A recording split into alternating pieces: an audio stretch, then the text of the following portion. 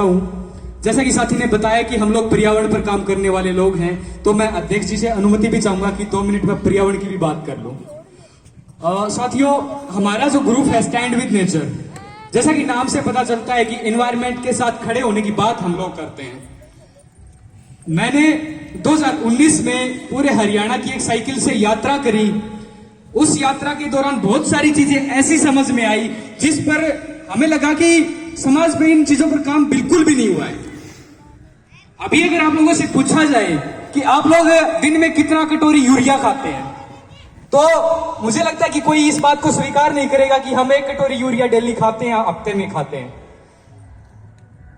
मेरे दादाजी से एक बार हमारे गांव में कोई मृत्यु हुई, तो मैंने, बापू कहते हैं हम अपने दादाजी को, तो मैंने कहा बापू जो ये एक्सपायर हुए हैं कैसे हुए?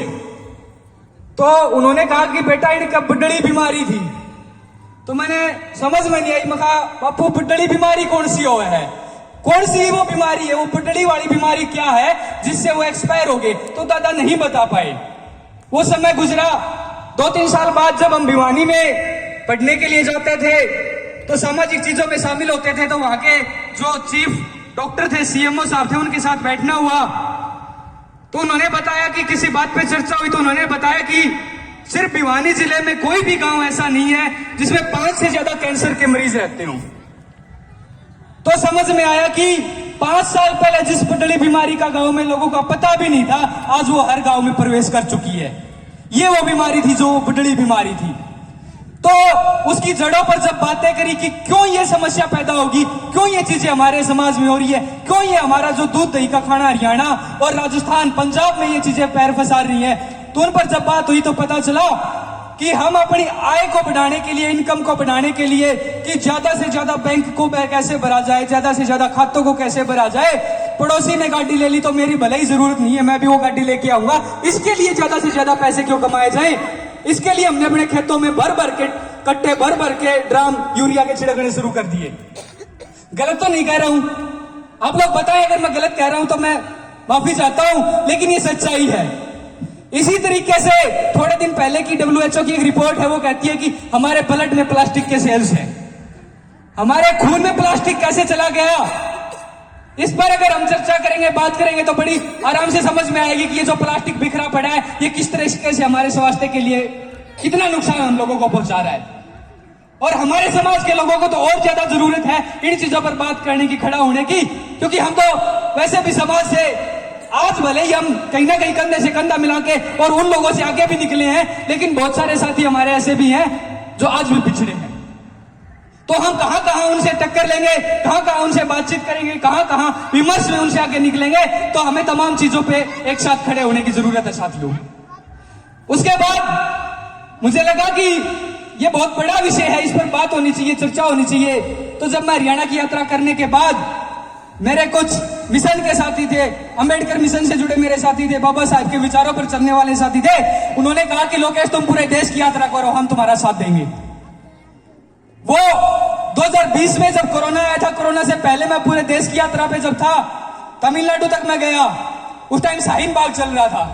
आपको जानकारी होगी कि देश की तमाम मुस्लिम कम्युनिटी पूरे देश में इस बात पर आंदोलन कर रही थी कि उनसे कागज मांगे जा रहे थे।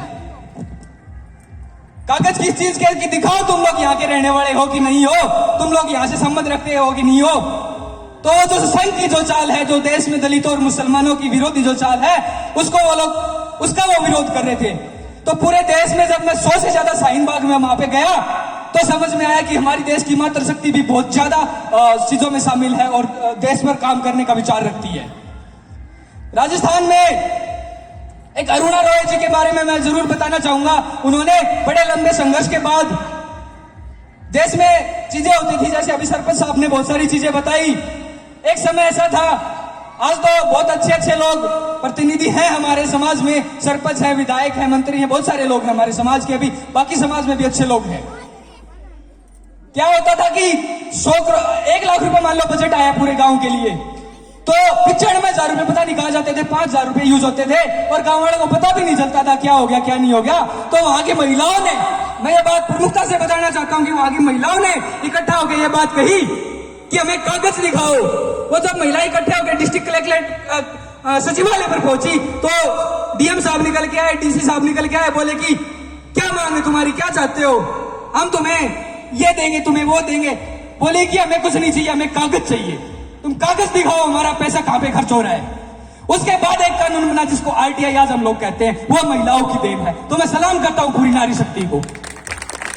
मैं पर्यावरण की और दूसरी बात, इससे भी एक जरूरी बात इस पूरे वाकया में जो हुई वो ये है कि वो जो जगह थी जहां से ये आंदोलन निकला, उस जगह का नाम ब्यावर में वो भीम नाम की जगह थी।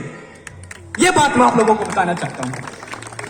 राजस्थान की वो जगह, राजस्थान में हमारा बिश्नोई समाज, जब एक राजा ने अपना किला बनाने के लिए वहां पर बात करी कि मैं सारे जंगल को काट रहा हूं, और वो काटने के लिए जब वारी लेके उसके लोग निकले तो वहां बिश्नोई समाज की महिलाओं ने उन पेड़ों पर चिपक करके उन पेड़ों को बचाने का काम किया।